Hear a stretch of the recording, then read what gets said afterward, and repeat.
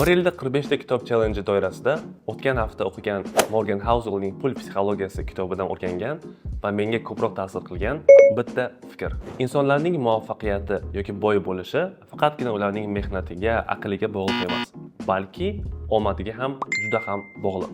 Masalan, Bill Gatesni biz barchamiz muvaffaqiyatli inson sifatida bilamiz.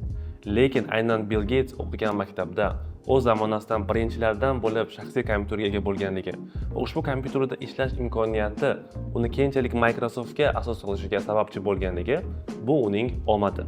Xuddi shunday Bill Gatesning Kent Evans degan do'sti ham bo'lgan.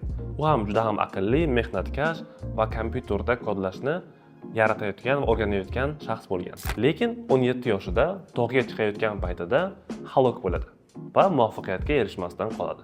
Bu albatta omadsizlik. Bu gaplar menga islomdagi taqdir tushunchasini ham eslatib yubordi. Chunki bilamiz, islomda ham agar taqdiringizda muvaffaqiyatli bo'lish yoki boy bo'lish yozilgan bo'lsa, albatta bo'lasiz. Yoki taqdiringizda bitmagan bo'lsa, muvaffaqiyatga erisha olmaysiz degan gaplar mavjud. Umuman olganda, keyingi safar siz birovning muvaffaqiyatini yoki boyligini ko'rganingizda, albatta biling, bu faqatgina ularning mehnatkashligidan, aqlliligidan yoki dangasaligidan emas, balki omadi kelganligiga ham bog'liq.